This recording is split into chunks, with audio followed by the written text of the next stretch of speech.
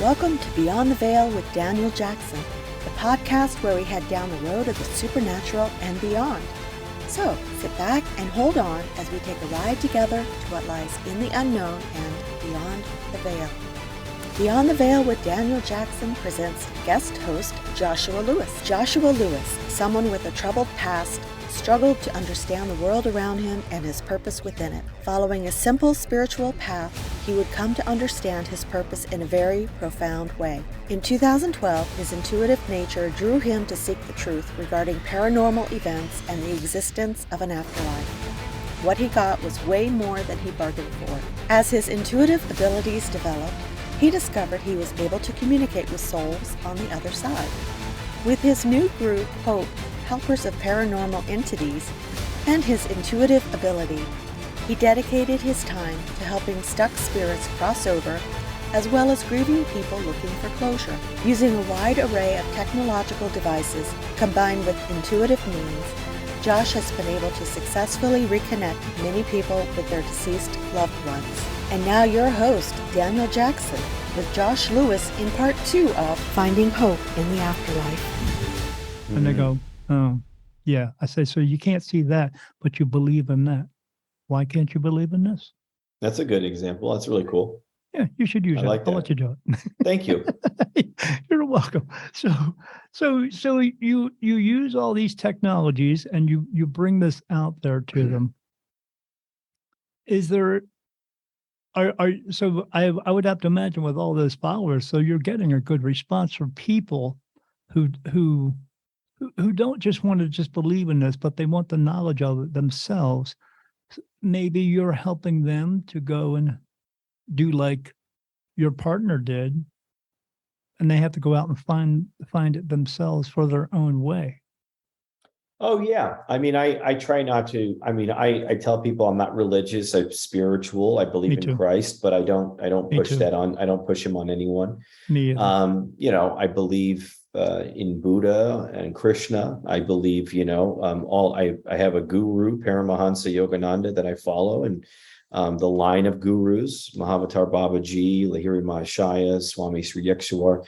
So there's a lot, there's an amazing, and it's just, we're all heading back to the source, however long it takes, each of us to get there. Sometimes 5 seconds, 5 minutes, 5 hours, 5 days, 50 years, 5 million years. I mean, it can take a long time for some people, but well, it depends on how many times they've been here too. Right, exactly. Yeah. And I just keep showing it on my channel.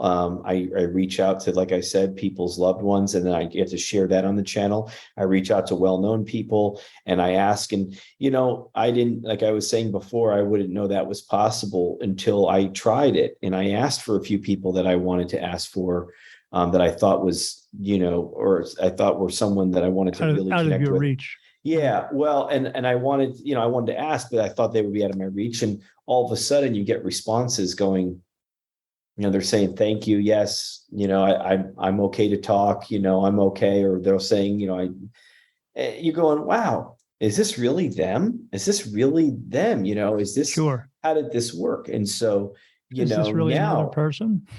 Well, I'm kind of past that point, but sometimes I still kind of go, is this really who this is? The shame part of that is, so I'm going to say that, and this is true, you're an expert in this. You do this. This is not just something you just do on a weekend. Right. Or whatever.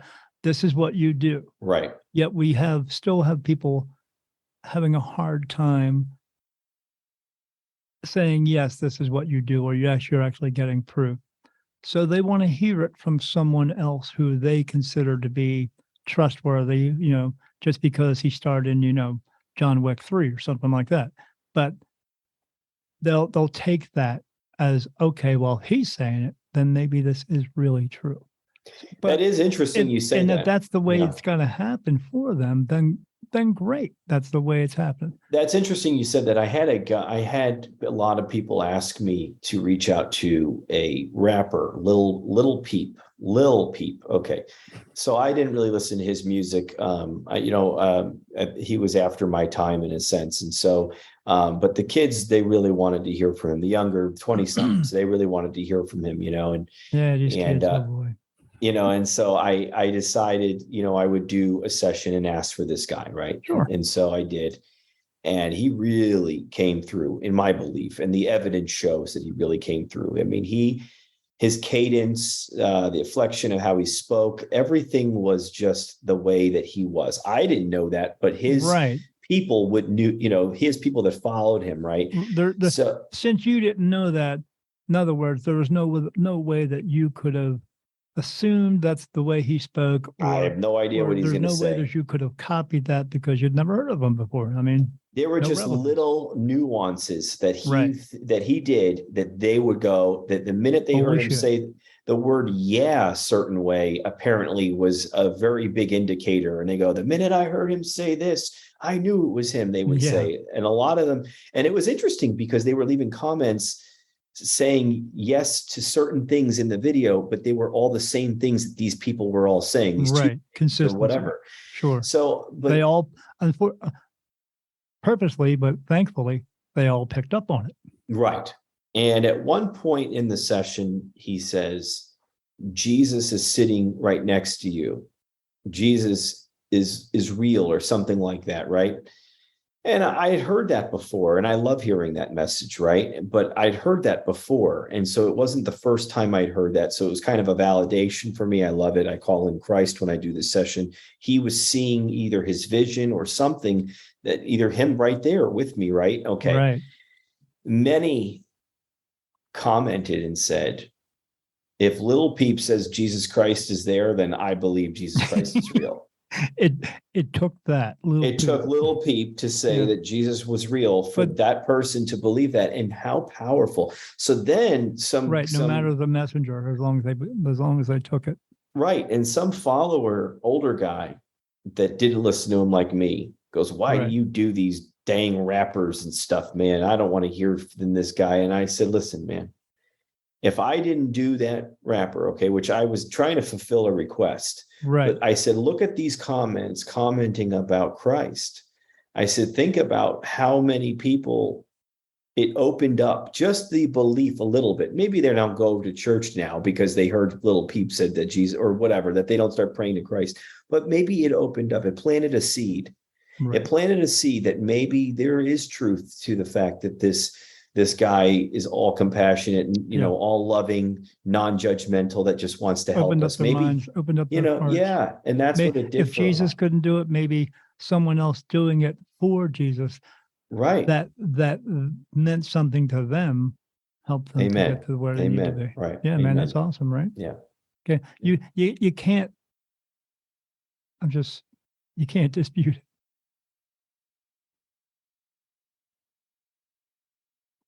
Can't. No, I know. And that's what we need more of. And we, as like I said, you and I, we can't be the only ones who do this. We can't. There was one guy who tried to do this, and he's on your shirt, and they tortured him and murdered him in front of everybody. Right. They tortured him and murdered him in front of everybody, not to say, oh, Jesus is dying for your sins. They tortured him and murdered him in front of everybody to let people know that if you follow him and if you do what he's saying to do, which was, we could share everything and take care of each other. These were the people who were in control of all that stuff, said, hey, man, this guy's taking our power and control away from us. Yeah. We got to get him off the streets, because if we don't, we're going to lose them all. So that's why they did all that to him, to show everybody, to make an example out of him. That if you follow what he does and do what he does and say all that stuff, then we're going to do this to you too. Right. That's why. So, I mean, that's why I tell people all the time, and I see I see you getting choked up there for a minute because you're feeling that energy, and it's so many moments that I will have where I've been having a good month, but a very weird month. I kind of lost it happened over a year ago. I'm not going to get into the whole thing, but I had a mentor of mine, someone I trusted very much, betrayed my trust, and it was a really tough thing and a big falling out. And it was a rough moment then, and it kind of resurfaced again this past month. So it's been a really it's been a very spiritual, but a very dense in energy month, right? Okay. Sure. And so it's been kind of working through some of that stuff. And so, I've had a few interviews this month and like I do each month. And me too. Each interview is different, right? Whatever, I don't know what we're going to talk about, where it's going to go. But as I was sitting here, just kind of thinking about, like, cause I didn't know what was today going to be like, as far as my interview, as far as what we would talk about, I would share about my work and all that. But it's just so amazing, and it's really warming that the conversation did lead to more talking about this guy a little bit, more. Love that guy. And I do too, and so as I was sitting here thinking about, I'm like, you know what? I'm really grateful for where this interview went today, as far as what we talked about. And I was talking about the testimony of how powerful he is in my life. And as I was thinking that, you started getting a little emotional. And I get that way, thinking about the love for him and what he's done for me, and what I do, what I just try to kind of give myself to him every day and say, use me, and I just what he's trying to do for everyone. Right. Exactly. And we don't listen. We don't follow through. No, so many don't, and I don't at times, but I keep trying to put myself in the position to be the moldable and, to be the clay for him to do what he wants to do. Yes, we are here to be messengers for him, and for he and God as well. And I would say, and I totally agree. And I would say that, one thing that I would recommend, for anyone that's listening or watching now, after, when this is going on, when people are watching this, is that when you get done with this, is just go put on George Harrison's "My Sweet Lord" and just listen to one of my favorite songs. It's on my just close your eyes and just feel the words and listen to the words and think of this guy, or whoever your guy is, Buddha or Krishna, or just, God, the source. But if you do, in a non-religious way, want to think of him, think of him, and listen to that song. In a religious way. He is just a man. He was a man like we were. He was a representation of human beings to be here to show us what we could be. But in that song, I really want to show you. I really want to know you.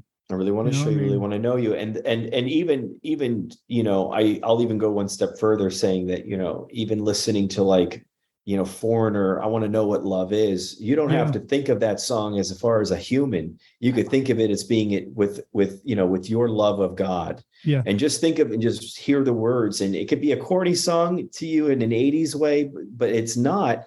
If you think of it in a very spiritual way. I love Warner.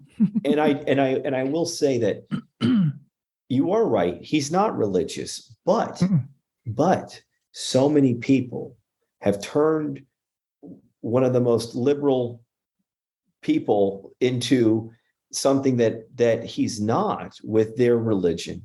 Right. And so when you come to someone sometimes that isn't a part of religion, but isn't spiritual in nature, or isn't tapping into that spirituality, and you mention this guy's name, the walls are up because it's a trigger because of what's going on in the world, politicized, and what's being turned into, that this guy hates gay people, and he wants this to be done, and he wants that to be done. And that's why this shirt, look at what this shirt says. He loves people. Look at what this shirt says. Yeah, I never said that. Jesus. That's the message. He's saying, I never said all those things that people are claiming that I said. Right. I will say this. I love you no matter what. I'll be there for you no matter what. Right. You cannot do anything to separate me from you. No. That's the message. I'm your brother. You're my sister. We are all children of God, no matter what. Now I'm getting emotional. No. Yeah. But that's the message. That's the message. That's the message. And we need to get back. And that's what I try to do. And that's what you're trying to do. You're trying to not just spread the message of Jesus himself, but trying to bring the truth back, bring proof of the truth to people, because that's what they're doing. They're looking for proof. It just I get so upset that I did an interview earlier. I was actually doing an interview where someone was interviewing me, and all she was just professing to me was religion and the Bible and stuff. I said even beyond the Bible, I don't try to profess religion or the Bible to people. I just try to bring the truth to them. And the thing that upsets me most even within religion and the Bible, but not just that, but outside that as well, is that the one thing that we relinquished the power a long time ago to these people. We need to take that power back, because even since the beginning with religion and the Bible, what did they call us then? They called us the flock. And now they call us the herd mentality. So now they're rebranding it and calling us cattle. So God doesn't want us to be called cattle. He doesn't want us to feel that we are sheep, because we're not. Why would he want his own children to feel as though they're sheep? And why do we accept it? They call us the herd mentality. They call us cattle all the time. They call us the flock all the time. And we just think, oh, okay, I guess so. No, you're not. You're more than that. And that's what he wants us to know. We're more than that. But the ones who are doing that are the ones who are in control of everything. Yeah. We need to do what Jesus said in the beginning and said, we don't need to live under power and control. We can live as free men and women and take care of each other, where no one controls anyone and no one has a power over anyone, where we're all just taking care of each other and sharing everything in the world. But that's the hardest part, Yeah, I mean, I think like the guru Paramahansa says, our whole point of being here in the physical form in this realm here is to self-realize, is to self-realize like Christ did, like Buddha did, is to self-realize, is to find our higher power, that to tap into that connection, and Right. then to share it, like you said, to share it with others, so that others may be awoken to that, right? And so that's all. The only way we can change the world is by changing us, is by working on us. That is, Because, like someone says, be the change you want to see, because then now you really are. That's, I am powerless over people, places, and things. I cannot control what people do, what places do, what goes on. I can just control my reaction. right. My reaction is all that I have control over.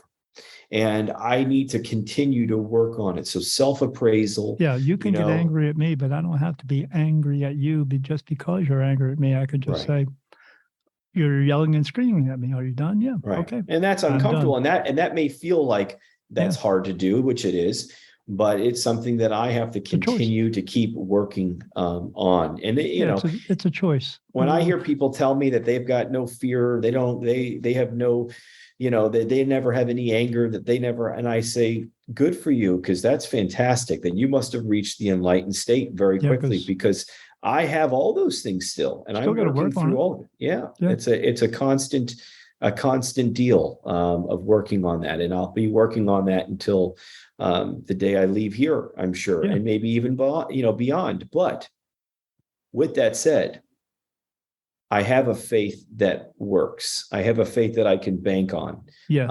I have, it's like a muscle. I have to exercise it. And absolutely. So, I know that as long as I know that I can be flawed and I can fall down and make mistakes, that no matter what, I can still get back up, and I can turn to my higher power and say, all right, I still, I'm right here. I need your help. I love you. I'm right here. That's going to be what is going to save my butt every time.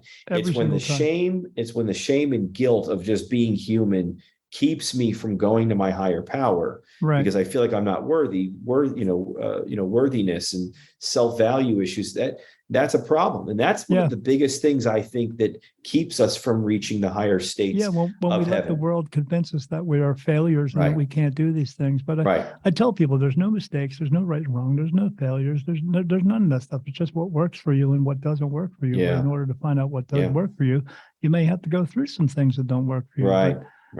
But yeah, as long as we allow the world or the society convince us that we're not good enough, because they want us to feel that we're not good enough, so that we'll rely on them for everything. But we don't need to. We could take care of these things ourselves. You could go to a doctor because you're depressed, and And what's he going to do? Two things. One, he's going to give you a bunch of medication that's going to suppress everything inside of you, which means it's still inside of you, or he's going to talk you down from it. He's going to talk you out of it. Mhm. You know what we could do? We could talk ourselves out of it. Yeah.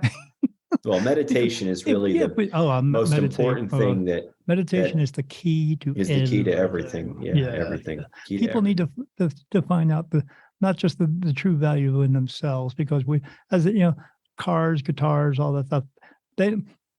We base our value on a couple of things. You've heard of it. They're called rocks and paper. Gold and money. So, but that's not what.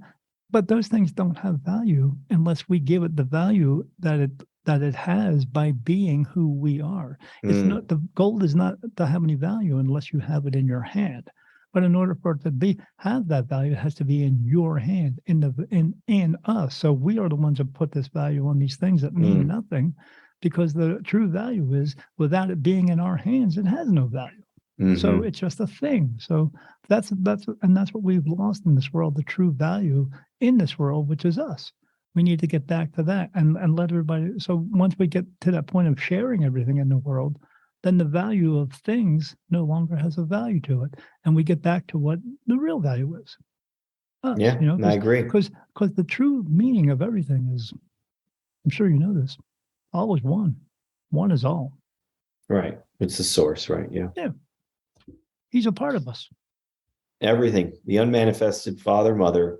Yeah. Divine Mother, Father is that energy is in everything and everywhere. God is either everything or nothing. So everything alive in this world has everything. energy, period. It's not even alive. I mean, everything is made. Everything. Even my phone this table is made up of God. Right. Exactly. Yeah, right. it's made up of God somehow. Right.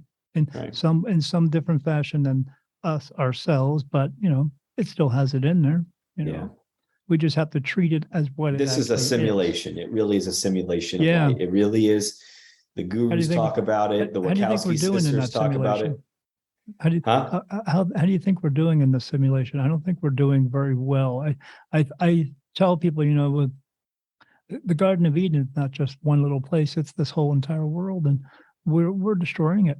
Past 140 years, ever since we've been using. I would say, to be honest, Daniel, that we're right where we're supposed to be. Yeah, everything is right where it's supposed to be. There's a paragraph in the Alcoholics Anonymous big book at the end. The first page 1 through 164 is the text, and then everything after that stories about personal testimony. And in one of the stories, the person talks about, they said that, acceptance is my answer to everything. Acceptance is my answer to all my problems today. When I'm disturbed, it's because I find some person, place, or thing, some situation, some fact of my life unacceptable to me. And I could find no peace, no serenity until I can accept it as being exactly the way it is. That everything is exactly the way it's supposed to be in God's world. There are no mistakes. And so it's it's some ugly stuff. There's some really ugly things that we're seeing and that are going on. And I'm getting some messages on the other side that are even, that sound a little weird at times, about the future. And, the fact is that I can't worry about that. I can just gotta worry about present time, present day. Yeah. Just be who I am and keep working on me. So, but I mean, those moments there's never hope. Those moments never come to an end just because the sun rises and falls, we never continued. We don't stop. We just continue. We wake up in a baby body. We look above us, and there's two people going, "I'm your mom and dad," and you're going, "I don't know who the hell you are, but okay." And then they they raise us, but unfortunately, we come back into the world with all this truth. But what happens at that point is we get taught the ways of the world, and they throw a bucket of bleach over top of us and sanitize us of all that truth, and then tell us a bunch of stuff that's just not the truth. Right. We're just being taught not the correct way. I don't want to say wrong. I just want to say not the correct way, not the way that Jesus came back here to try to get.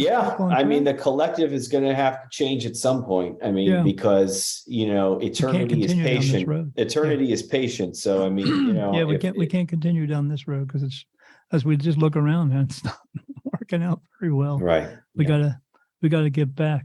So I'm going to ask a couple more questions by reading your stuff. I mean, we covered a lot, but yeah, well, we covered the visual evidence. Yeah. Because I do this all the time. What do you think about the fakes and the frauds out there? The quackery out there. What is your? Well, I talk about them in my book. I mean, I talk about, there was a medium, spiritualist medium that I worked with that I was really excited, a young guy like me, and he was doing some really cool things. And, after a few sessions with him, which I suspected something, but I didn't know. It's kind of working with him in a way that I was kind of learning some of the stuff that he was doing on an actual intuitive level. Like he was doing some intuitive work, which was really weird because he was showing some promise, some really amazing things. But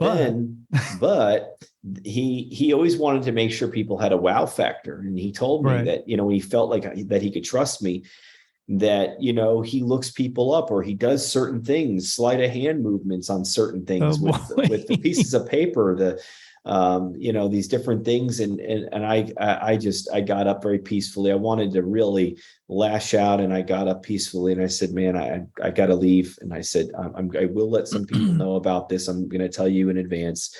And that was that. And I had a friend that was doing this work I met through having a channel. He had a channel, young guy again, younger than me. And he was starting. Huh? I said, that's young. Well, I'm 41 and he had to 55. Be in his 20s. So, I mean, he was doing some of this work with the boxes, and he had a very similar box to mine. And I said, dude, some of your work is just getting amazing. Like some of the evidence is just unbelievable. I did not think he was fake. I did not think there was any fakery going on there. And I said, what are some of the techniques you're using when you're getting that? Because I said, I want to try that, because that's what we would do. I would tell him what I was getting and I'd show him, and he would kind of tell me some stuff. And I said, well, how are you doing that? And he said, well, I'm doing this and this and this. He gave me some very long, convoluted answer. And I said, but then I started kind of picking it apart because I really wanted to try it. And I said, but wait a minute, how is that working? But how are you using that thing with this and that? And he said, well, I got my friend helping me with this. And I go, this doesn't make sense. If you can't tell me the method in a very straightforward way, then there's something wrong with it. Right. And he goes, well, that's just what I'm doing now. And I said, but dude, people are going to think that it's fake. We can't afford that. We got to show people transparency and this and that. I said, you're starting to act like you're the kind of guy that would do anything you can to get the views. And he goes, listen, if that's what you want to call me, then that's the guy I am. And he said this in the email. He said a lot of other things too. And so he really kind of revealed his hand in that email, and you shouldn't have to tell 50 stories to make one point. Yeah. And so I knew something was wrong there. And I told another, at the time, close friend of mine, and so, whatever. Anyway, the point is that we were able to out him. I mean, he had these perfect voices coming through saying. So, but you do that. You out them. I out them, Me too. but I don't. It's tough. I've outed them through. If people ask me, I made a post about it. I made a post about it. Don't go to this person. Don't go to this person. But my friend at the time made a video outing the guy, but without saying his name. Right. He said, there's this channel out there that's doing this, this, and this. Yeah, it's a good way to describe it. The guy got defensive. He knew it was him that my friend was talking about. And he made an attack video about both of us, to try to counter it, and here we are getting dragged into the mud now, now it's a back and forth. It's beyond what you're trying to do. That's not what I want to do. So, people now ask me, they'll leave a comment. They'll say, hey, is this guy fake? And I'll say, yes. This one I've come to understand is fake. And they say, well, is this guy fake? And I say, no, I don't know if he's fake, but I do. But I'm suspecting that this is because this is what I'm seeing here. Yeah. I don't, I had somebody tell me recently that that's something that they call their stab list. This is a person that if I had to, I would stab them to keep them from ruining everybody else in the world. Oh, I gotcha. Yeah. Yeah. So I mean, I it's I a had tough one. yeah, I had a a woman. I have a friend who I did a reading for. I've been doing readings for a couple of years now, and we're friends now. And she took a class with another medium. And when the medium spoke up, she said, "Ready for this? Because you're going to know this is." So she said, "Everyone goes to heaven. No one stays here earthbound." And my friend told me that, and I was like, "What?" And she said, I've had a very popular one say that to me. Yeah, and this one was very popular too. You may have heard of her. She does this channeling session called Channeling with Eric. So, Oh, so my friend tells her in the class, "That's not the truth." She said, "What do you mean that's not the truth?" She said, "I have a friend who's a medium who is telling me that there are lots of spirits who are earthbound and lots go home. But it's they just this is their choice. They end up there. They could go through the light, but they don't. They're right. No here." one's forcing anyone to heaven. Yeah, you go if you want to. It's a Right. choice. If you don't want to go, Free you don't will. go, you know? So, and this woman said, "Oh, well, maybe your friend's not as connected as you think he is." And she says, "No, he gets a lot of everything right. So I'm pretty sure. And I know other people who go to him as well." She said, "So I'm telling you, this is not real. There are lots that stay home." And so she said this woman kind of sneered at her and said, "Oh, you don't know what you're talking about, blah, blah, blah, blah, blah, blah, blah." So, and then this was a conference that went on for 3 days on Zoom. So the lady kept like saying things out loud to the Zoom group, not saying her name, my friend's name, but like making a point of it that everyone passes away. We all go to heaven and all this stuff. And my friend's going, trying to bring it home, trying to yeah, really my friend's re-emphasize. going, whatever. So then the lady comes on later on, and this lady asked my friend, "Where's he getting his information from?" And she says, as I always tell, "I talk to archangels. They're not men with wings. They don't have shields and swords and all that stuff, and they don't. Most of them don't even look like humans. I see them all the time, and I do, and every single day." And and she said, "Oh, no, that's not the truth." And so then this lady comes on later on her video show and says, "I have to apologize to everyone. I've been telling everyone that everyone goes to heaven, but I just talked to the angels and they told me." And when she asked this woman friend of mine, she said, "Oh, I would have heard this information. My woman friend told her, as I tell them, not everybody's privy to that information. Certain mediums are not privy to angel information because they're not meant to be that type of medium. They're just meant to be a circus act." And she got all flustered with that. So when she went on her video, she said, "I have to tell everybody I just talked to the angels and they told me that I was giving out information that was incorrect and that I wasn't privy to that information because of the type of thing that I do. But they did tell me that people do stay here on earth. Some of them do stay spirit bound." But she believes, but not that I need credit, but the woman said this is all her. Wow. Did she ever get back to my friend and say, "Oh, your friend was right"? No. Right. No. Well, you She don't just need that. she wants Right. everybody to believe that she.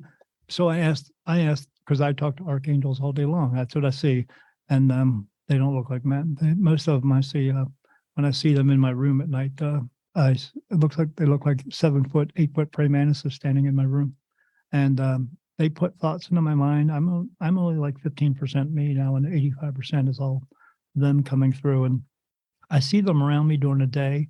You ever seen somebody smoking a cigarette and little petals come up from the cigarette? That's what I see around me all day long. I see it right now as I'm talking to you. And but then at nighttime I actually see them, but they touch my face for yes and no answers. So when I get a yes answer, it feels like that is running across my face. And it feels like blood dripping across my face. But when I get a no answer, it always feels like a tear running down my face. It used to be just two answers, one here and one here. And I knew the names of who it was touching me because they tell me their name. Now I'm up to 38 names. One of them is Jesus. So, but Gabriel, Raphael, Uriel, Amenadiel, Azrael, Ezekiel, Michael, Paul, Jacob, Daniel, Laziel, Ezekiel, Richard, Don, Nicholas, Ansel, Joshua, Jonah, Jonas, List just goes on and on and on. It's 38 of them now. And I went over who's touching me. I know who it is who's touching me at that moment. Some of them I still get touches and I don't know who they are, but they're telling me I don't need to know all the names as long as I get the message. That's all that's important for any of us. But right. That's what I do now. Yeah, I used to want to know the when names, and now I don't try to worry about the names as much. I still mention them. When I'm riding down the street on my motorcycle, I see them with me, and I'll say to myself, to them, "Hey, I need to make this right-hand turn." No. Oh, well, you don't want me to make this right-hand turn? No. Should I take the next one? Yes. Okay. You know what was going to happen at another turn? I don't care. Because they're looking out for my best interest, as they're looking out for all of our best interests. But when we ask for them, when we tune into them, I mean, right, they're doing it regardless, but yeah, it really makes it easier for them when we're actually giving them something to work with by trying. Yes, we don't always listen, and we don't always follow through. We get messages all the time, but we just don't pay attention to them. But yeah, when I come across somebody who I say, oh, I know is full of it, who's quackery, I just put them on a list. And when anybody asks me, because I always tell people, even though I'm a medium and I can get answers for you, but there are others out there who you can get answers from too. They can get answers from you. Of course. Yeah. So go to them. But before you go to them, make sure you do your homework on them so you can find out if this person's real or not.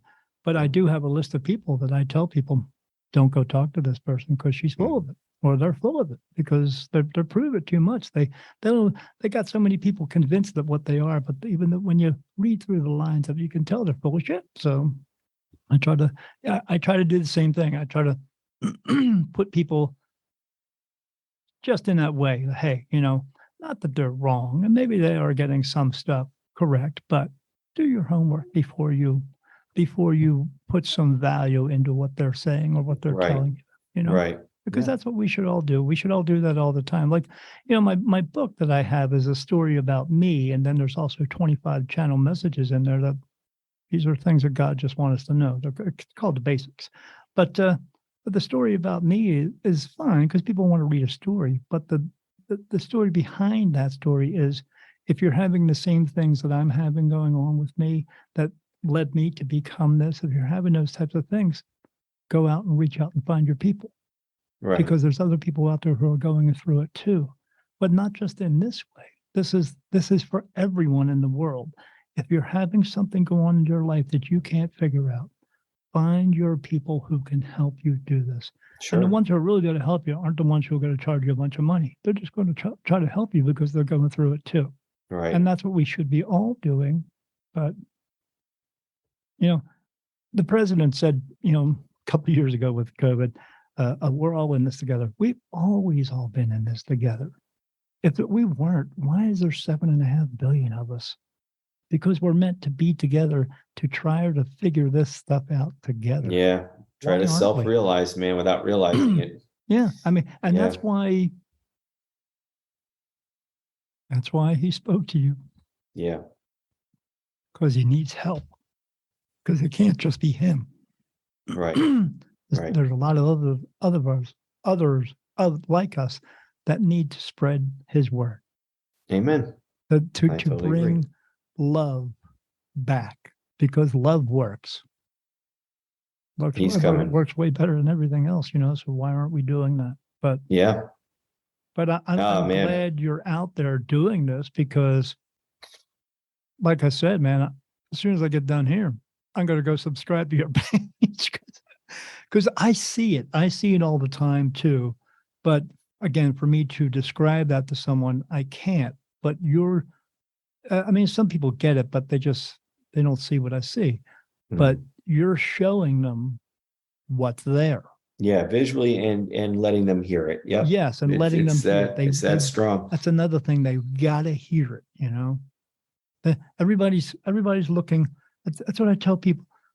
People come to me because they want answers, and they always tell me they want an answer from God, and I get it for them because I talk to angels, archangels, they give me the answer. I get it for them. I give them the answer that they want from God.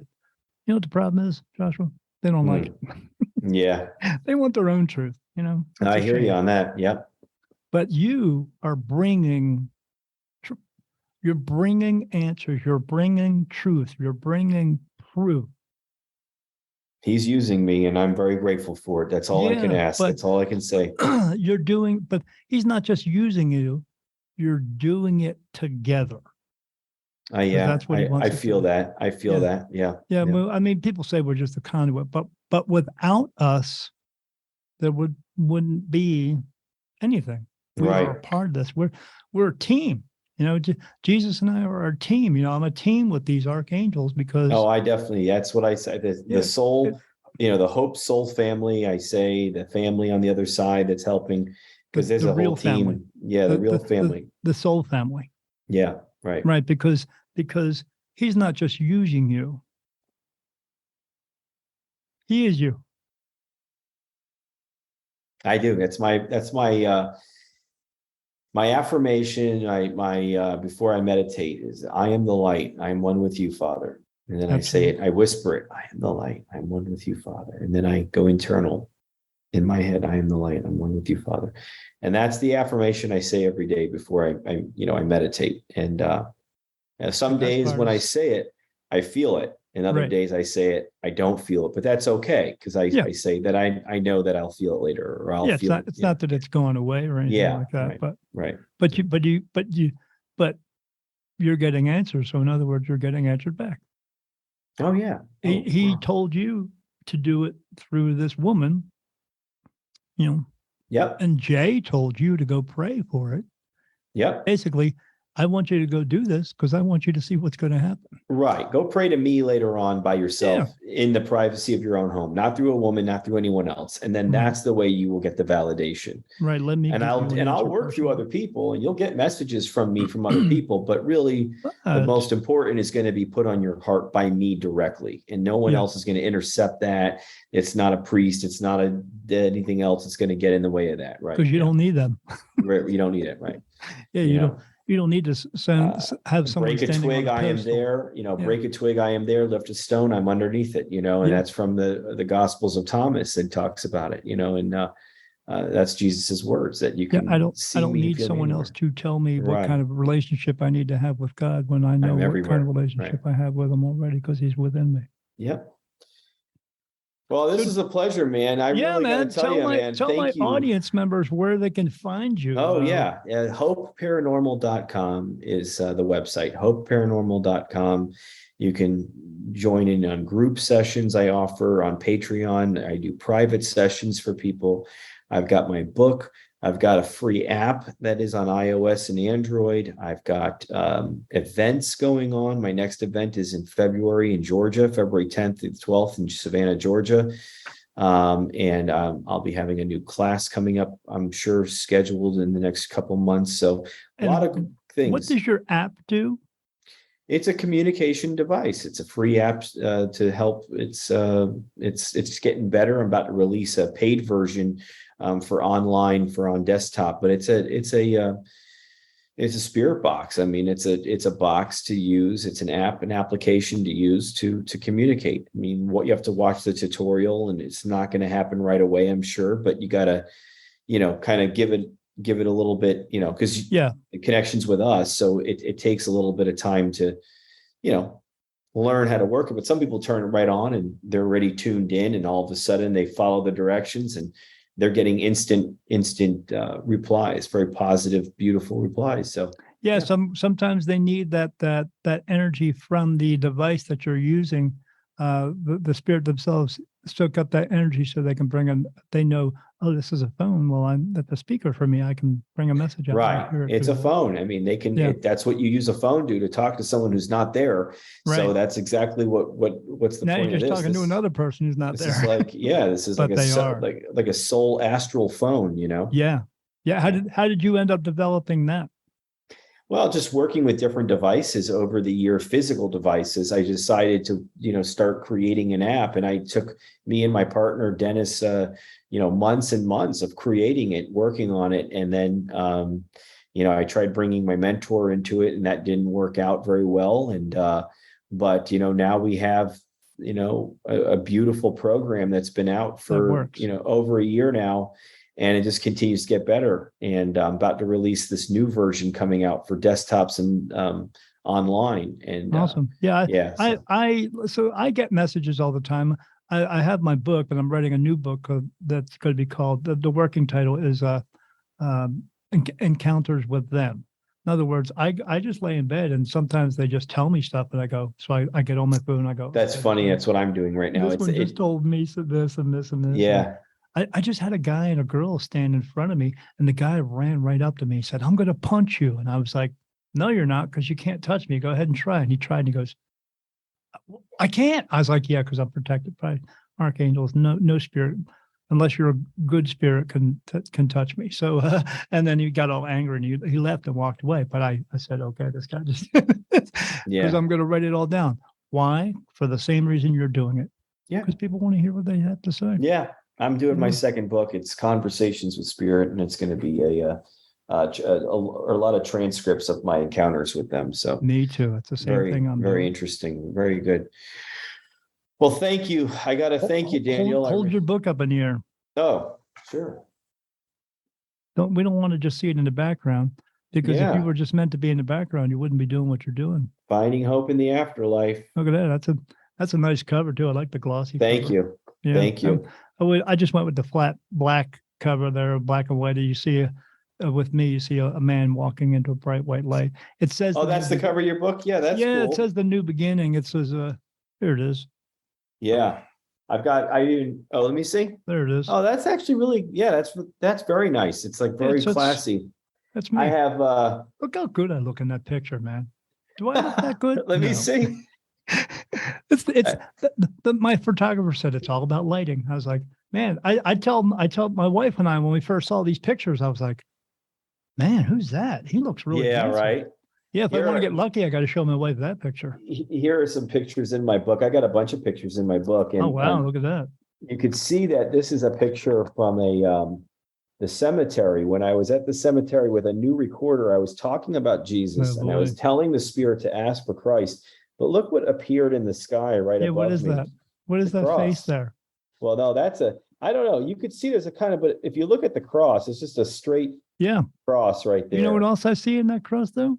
I don't know if you're going to see this, but right there to the right of it, I see a face in that cross. Yeah, no, I know. Yep, right here. It seems like there's a face. I just know that this cross is so predominant. Right here is water ITC, and that's where I take picture of spirit and water. You could see. Do you see that face in there too? Yeah, it looks like a baby. It looks like a baby swaddled in a little boy. Do you see the other face though? No. So up top in this black kind of circle right there's another face right there. Sure. Oh, and there's another face right next to that one. I'm sure there's so many other faces. I just try to go with the obvious ones, that come through. Yes. But that's the point of it. It came through. Oh, yep. It came awesome, through. Daniel. Well, I got to get on another call, brother. Yeah, absolutely, man. This has been awesome, man. Thank you for having me on. What a great talk this was. I wrote down your apps. Oh yeah, it's all you can get it all through the website. Everything's on the website. So. Absolutely. And tell everybody the website again. HopeParanormal.com. There you go. Pretty simple. Joshua, it's been great having you on here. I appreciate. Thank you. I appreciate your time. I appreciate you giving out your information, and but most of all, I just appreciate you. Thank you, man. I appreciate you as well. Thank you, for sir. Being here. Awesome. And as I always tell everybody that I'm going to tell you at the end of my show, be good. And try not to do any stupid stuff. Okay. That's good advice. But if you're going to do stupid stuff, don't get caught. That's all. There you go. Awesome, man. Have a great day. Thank you, man. All right, brother. God bless. You too. Bye-bye. This was Beyond the Veil with Daniel Jackson with Josh Lewis in part 2 of Finding Hope in the Afterlife. For more information about Josh, visit his website at HopeParanormal.com and his YouTube channel, Hope Paranormal White Light. His book, Finding Hope in the Afterlife, is available on Amazon and other retailers. Thanks for watching, and we'll see you next time on Beyond the Veil with Daniel Jackson.